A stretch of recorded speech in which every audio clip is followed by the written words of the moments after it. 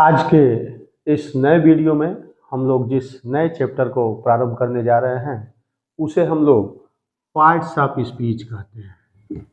Parts of speech कहते हैं। लेकिन इस पार्ट्स ऑफ स्पीच को सबसे पहले तो समझना पड़ेगा। अभी तक हम लोग इसे लर्न करते थे कि पार्ट्स ऑफ स्पीच बोलने और लिखने में जिन शब्दों का प्रयोग किया जाता है उन्हें हम वाक्य में प्रयोग के आधार पे 8 भाग में बांट देते हैं। लेकिन इसे पहले समझिए, ये स्पीच है क्या। स्पीच को अगर आप हिंदी में समझे तो इसे भाषण कहते हैं। लेकिन इस स्पीच को यहाँ 1 सेकंड के लिए कल्पना करिए कि ये सेंटेंस है। क्या है? Sentence means parts of sentence. अगर कोई वाक्य हम बोल रहे हैं, कुछ लिख रहे हैं, किसी की बात को हम सुन रहे हैं, वो कोई न कोई वाक्य होता है। उस वाक्य में जिन शब्दों का प्रयोग हुआ है, जिन पार्ट्स का प्रयोग हुआ है, उसी का सम्मिलित रूप पार्ट्स ऑफ स्पीच कहलाता है। इसी बात को हम लोगों को अलग अलग तरीके से रटाया गया है, लेकिन वो कॉन्सेप्ट क्लियर हो ही नहीं पाता। पार्ट्स ऑफ स्पीच का सीधा मतलब समझ जाइएगा कि सेंटेंस में या स्पीच में जितने भी शब्दों का प्रयोग उसके स्थान के आधार पर किया गया है, इसे हम पार्ट्स ऑफ स्पीच कहेंगे। इसके बाद अगर हम इस पार्ट्स ऑफ स्पीच के काइंड्स की बात करें तो इनकी नंबर आपको पता है कि ये 8 हो जाती हैं। लेकिन आज के वीडियो में हमें ये पढ़ना नहीं है कि कितने काइंड्स होते हैं, इनका क्या, कुछ नहीं। इसमें हमें केवल इसका सीक्वेंस देखना है, इसका क्रम देखना है और इसे एकदम लाइट मूड में पढ़िएगा। केवल आज आपको कॉपी और पेन लेके नहीं बैठना है, केवल दिमाग को खुला रख के इस वीडियो को एंजॉय करना है। अगर इस पार्ट्स ऑफ स्पीच के हम पहले प्रकार के बारे में, जिसे आप सभी परिचित होंगे, नाउन, या जिसे हिंदी में संज्ञा कहते हैं। नाउन क्या है? नाउन को अब रटिए मत कि या noun is a name of person, place और थिंग्स ना, या इसके काइंड्स कितने प्रकार होते हैं, कुछ भी नहीं। केवल समझिएगा आज कि ये नाउन है क्या, क्योंकि हमको लगता है कि दूसरे या तीसरे क्लास से ही बच्चों को नाउन पढ़ाना शुरू कर दिया जाता है। लेकिन नाउन है क्या, इसकी आवश्यकता क्यों है, क्या बिना नाउन के इस मानवता की, इस सभ्यता की, इस ह्यूमैनिटी की कल्पना की जा सकती है? एक शब्द में कहा जाए तो नहीं, क्योंकि इस पृथ्वी पे जितनी भी वस्तुएं हैं उन्हें सबसे पहले हम किसी न किसी नाम से संबोधित करते हैं, उसे हम कोई संज्ञा देते हैं। For example, I am standing here before you and my name is Nitesh Pandey. मेरा नाम नितेश पांडे है। लेकिन ये जो संज्ञा है वो मेरा पर्याप्त नहीं है। कोई बच्चा जो मेरा स्टूडेंट है वह मुझे मेरे नाम से नहीं पुकारेगा, उसके लिए एक नया संज्ञा दिया गया है कि he is my sir, he is my teacher. अगर मैं घर जाता हूं तो मेरे पिता मुझे न तो नितेश के नाम से बुलाएंगे, ना ही सर के नाम से बुलाएंगे। उन्होंने मुझे एक नया संज्ञा दे रखा है, जो मेरा घर का नाम है, पुकार का नाम है, उस नाम से पुकारेंगे। मैं जब अपने बच्चे के सामने आऊंगा तो मुझे न नितेश बोलेगा, ना किसी अलग नाम से बोलेगा, उसके लिए एक नया संज्ञा दिया गया है, पापा। इस धरती पे जितनी भी वस्तुएं हैं उनको हम लोग एक नए रूप में एक नया नाम दे देते हैं, अपनी सुविधा के अनुसार, अपने बोलने, अपने समझने, पुकारने, बुलाने के लिए जिन शब्दों का प्रयोग करते हैं वो संज्ञा कहलाता है। अब मुझे एक बात समझाने में आसानी होगी कि जितनी भी वस्तुएं हैं जिसका कोई नाम है वो नाउन है। इसे आप ऐसे भी पढ़ सकते हैं, नाम से। जिस भी चीज को आप नाम से जानते हैं। अब इसी वीडियो को देखते देखते आप अपने चारों तरफ नजर उठाइए, जो भी चीजें आपके आंख के सामने आएगा उसका कोई न कोई नाम होगा। जैसे duster, marker, shirt, white board, अक्षर, लेटर, फैन, फ्रिज, दीवाल, दरवाजा, कुर्सी, बैग। आपके आंख के सामने जितनी भी चीजें आएंगी उनका कोई न कोई नाम है, और जिस भी चीज का नाम है वो नाउन है। काइंड्स पे मत जाइएगा, काइंड्स हम आगे वाले वीडियो में आपको अच्छे तरीके से समझा लेंगे। फिलहाल नाउन मीन्स नाम। जहां भी नाम दिखे किसी भी चीज का, कुछ चीजें ऐसी भी होती हैं जो दिखती नहीं है लेकिन उसका नाम होता है, और अगर नाम आ गया, नाउन, जिस भी वस्तु में, चीज में नाम का बोध हो जाए वही संज्ञा है, वही नाउन है। पहला। दूसरा है प्रोनाउन। प्रो का मतलब होता है फॉर, के लिए, किसके, नाउन के। इसका हिंदी देखिए और आसान है, सर्वनाम। मतलब नाम अगर है तो वो नाउन है, लेकिन जो सभी नाम के बदले प्रयोग हो जाए वो प्रोनाउन है। सभी नाम के बदले वो आ जाए वो प्रोनाउन है। अब एक बात बताइए, इन्हीं दोनों के ऊपर पूरा पार्ट्स ऑफ स्पीच केंद्रित है, और यही बात आपको समझना है। इस जो भी 15-20 मिनट का वीडियो ये बनेगा, इसमें आपकी सारी समस्याएं लगभग समाप्त हो जाएंगी। इसके बाद हमें उसे पढ़ना रहेगा, उसके काइंड्स को, उसके यूज को। सबसे महत्वपूर्ण चीज है कि उसके यूज को, कौन सा पार्ट्स ऑफ स्पीच कहाँ यूज होता है, सबका स्थान फिक्स है। अगर इन दोनों की बात करें तो पार्ट्स ऑफ स्पीच फैमिली का सबसे बड़ा सदस्य अगर कोई है तो वो है नाउन, जिसे आप संज्ञा करते हैं, और प्रोनाउन इसका छोटा भाई है। कैसे समझिए कि कॉन्सेप्ट आपका क्लियर हो। सबसे पहले इस पृथ्वी पे जो कुछ भी आया उसे हमने एक नाम दिया। जैसे पृथ्वी, कहते हैं कि सूर्य के उसमें से टूट के कोई एक टुकड़ा नीचे गिरा और कालांतर में बहुत दिन बाद उस पर बारिश, धूप ये होता रहा, फिर उसका ऊपरी परत धीरे धीरे ठंडा हुआ, वो पृथ्वी का रूप लिया। ये हम एसएसटी में पढ़े हैं, उसके हिसाब से चले तो हमें सबसे पहले तो ये पता होना चाहिए कि जो जिसमें से गिरा वो सूर्य था, उसका हमने नाम दिया। जो टुकड़ा गिरा, इवन टुकड़ा कैसे पता, टुकड़ा नाम है, वो भी नाउन है। जो जमीन है, पृथ्वी है, उसका भी हमने एक नाम दिया, नाउन। धूप, बारिश, घास फूस, हमने नाम दिया। यानी पृथ्वी पे जो कुछ भी सबसे पहले अवतरित होगा, प्रकट होगा, उसे हम लोग कोई न कोई एक नाम देंगे, और जैसे ही हम नाम देंगे वही कहलाता है नाउन। अगर नाउन पैदा हुआ, नाउन आया, तो इसके पीछे पीछे इसका एक छोटा भाई आया। जहां जहां नाउन प्रयोग होता है, इसके स्थान पे अगर कोई शब्द हम प्रयोग कर दे, प्रोनाउन फॉर, तो वो सर्वनाम कहलाता है। नाउन और प्रोनाउन के इस भाव को, इस मेल को समझिएगा। अब जो पूरा पार्ट्स ऑफ स्पीच आगे आने वाला है वो इन्हीं दोनों से संबंधित है, बस यही आपको ध्यान रखना है, बाकी कुछ ध्यान नहीं रखना है। नाउन, जैसे कोई बच्चा पैदा हुआ किसी परिवार में, किसी घर में, किसी गांव में, तो जैसे बच्चा आता है तुरंत उसका नाम दिया जाता है कि ये बासु है, ये धन है, या आरू है, कोई नाम दे दिया गया। जैसे वो नाम दिया गया तो वह नाउन कहलाएगा, क्योंकि आपने उसे एक संज्ञा दे दिया कि इसका ये नाम रहेगा। ठीक है। इसको रिप्लेस करने के लिए इसका एक छोटा भाई आया, जिसे आप सर्वनाम या प्रोनाउन के नाम से कहते हैं। ये दोनों भाई इस पृथ्वी पे उत्पन्न हुए। इसका तीसरा जो प्रकार है वो है एडजेक्टिव। एडजेक्टिव, एडजेक्टिव का मतलब समझिएगा, ये है विशेषण। क्या है? विशेषण। अब एक बात समझ में आएगी तो बताइएगा, इस विशेषण का संबंध हमेशा नाउन या प्रोनाउन से होगा, बाकी किसी से नहीं होगा। क्यों? क्योंकि पार्ट्स ऑफ स्पीच का जो सबसे वरिष्ठ सदस्य है, सबसे मुखिया है, वह नाउन है, संज्ञा है, और पूरा पार्ट्स ऑफ स्पीच जो है इसी के इर्द गिर्द घूमने वाला है। बस इसी कॉन्सेप्ट को समझाने के लिए मैं ये वीडियो लेके आया हूं।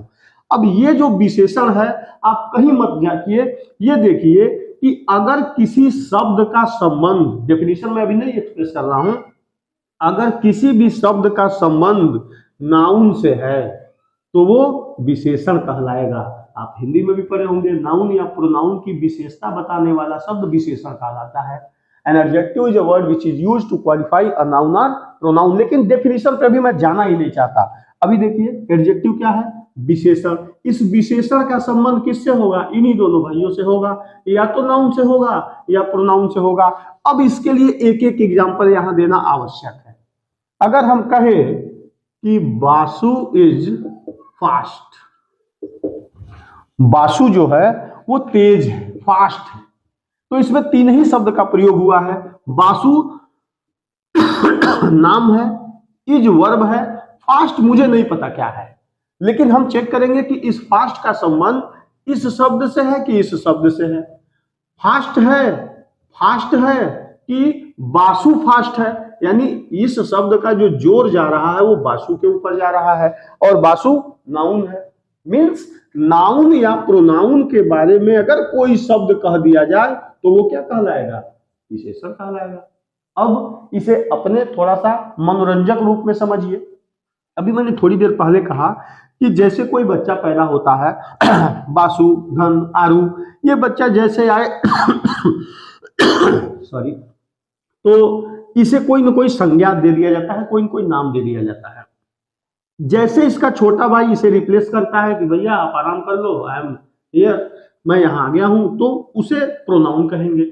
जैसे ये दोनों भाई इस धरती पे अवतरित हुए तो अगल बगल की, मोहल्ले की, घर परिवार की कुछ महिलाएं इकट्ठा हो जाती हैं और वो चर्चा करना शुरू कर देती हैं कि ये बहुत सुंदर है, ये बहुत गोरा है, बहुत काला है, बहुत लंबा है, बहुत मोटा है।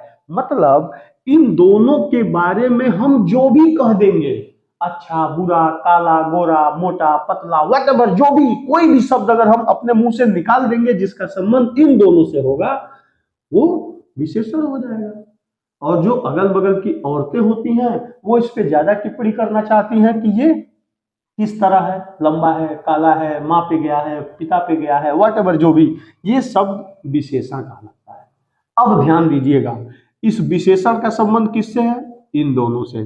अगर ये दोनों भाई बड़े होंगे तो इन्हें समाज में, संसार में जीवित रहने के लिए कोई न कोई एक काम करना पड़ेगा, वर्क करना पड़ेगा, to make his livelihood, to earn his livelihood, and whatever they will work for themselves is known as verb।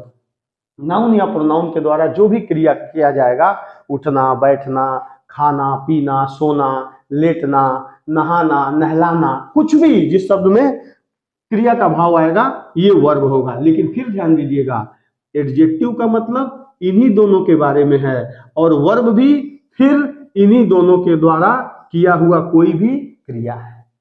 अब आपकी समझ में आ रहा होगा धीरे धीरे। सबसे पहले जो पैदा हुआ वो नाउन, इसका छोटा भाई जो नाउन के बदले प्रयोग हो जाए वो प्रोनाउन। जैसे बासु इज फास्ट, अगर हम कह दें कि ही इज गुड, तेज है, अच्छा है, सपोज, तो ये ही का प्रयोग किसके लिए हुआ? बासु के लिए, तो ही यहाँ प्रोनाउन के रूप में प्रयोग होगा। अब फास्ट हो या गुड हो, ये दोनों नाउन के विषय में है, विशेषण कहलाते हैं। इन दोनों के द्वारा जो क्रिया की जाएगी, अब देखिएगा यहां से एग्जाम्पल चेंज होगा। पहला एग्जाम्पल था कि बासु इज फास्ट, अब दूसरा आ गया बासु प्लेज फास्ट, और यहां एक नया सदस्य आएगा इस परिवार का, एडवर्ब। एडवर्ब को यूं तो हम लोग क्रिया विशेषण कहते हैं नाम के लिए, लेकिन ऐसा नहीं है। ये केवल क्रिया की विशेषता नहीं बताता है, ये पूरे पार्ट्स ऑफ स्पीच की विशेषता बताता है, नाउन, प्रोनाउन और इंटरजेक्शन को छोड़ के। हम अगले वीडियो में इसी पे तो डिस्कस करना है। एडवर्ब क्या है? एडवर्ब को आसान भाषा में इसके हिसाब से समझा दे रहे हैं, कॉन्सेप्ट क्लियर हो जाएगा। जो क्रिया की विशेषता बताए, थोड़ा अंतर समझिएगा। अगर विशेषण है, अगर एडजेक्टिव है, तो वो किसके विषय में बात करेगा? नाउन या प्रोनाउन के विषय में। लेकिन यदि वो क्रिया विशेषण है तो वो किसकी विशेषता बताएगा? क्रिया की विशेषता बताएगा। इस एग्जाम्पल से कंफर्म हो जाएगा।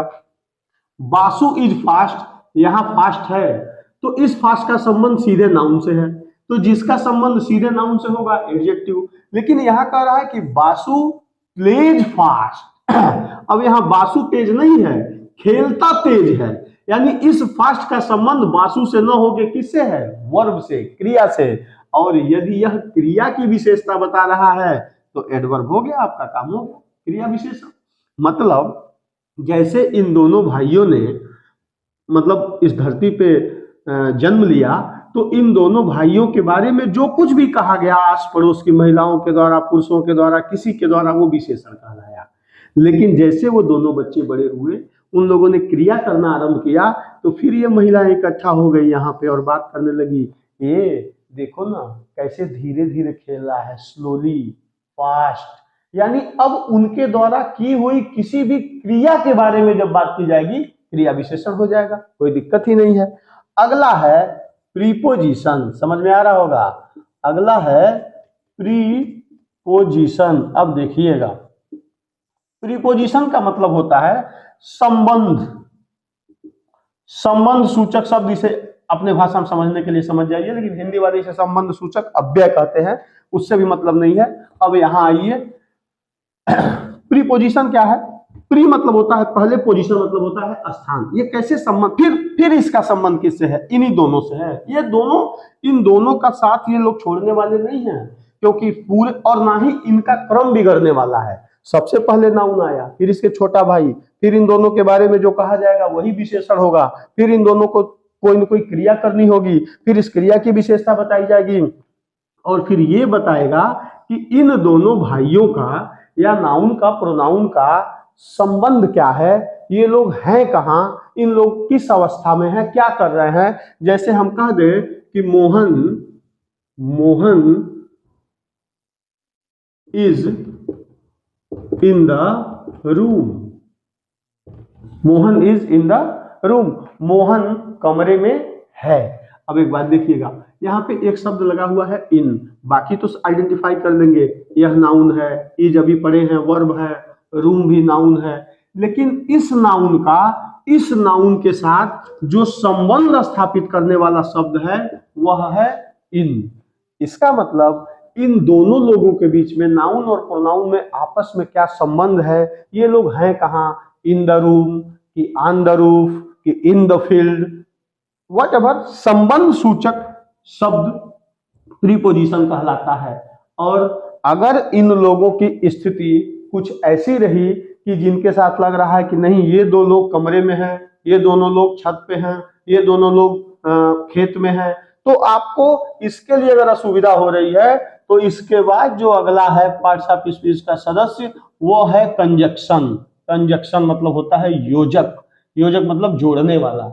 अगर आप प्रीपोजिशन से सहमत नहीं है, अगर इन दो लोगों को नेहा एंड मोहन, ये दोनों लोगों का स्थिति आपको संबंध सूचक शब्द के हिसाब से अगर आइडेंटिफाई नहीं कर पा रहे तो इन दोनों को जोड़ दीजिए कि Neha and Mohan are in the room. संयोजक का क्या मतलब है? कंजक्शन का।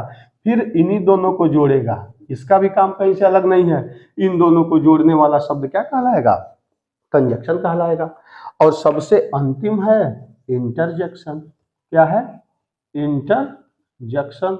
अब बताइए, जैसे ही कंजक्शन के माध्यम से नेहा एंड मोहन ये आपस में कनेक्ट होंगे तो इसमें हर्ष, विषाद, खुशी, दुख, गम, इस तरीके के भाव जब आने लगेंगे तो वही शब्द इंटरजेक्शन कहलाता है।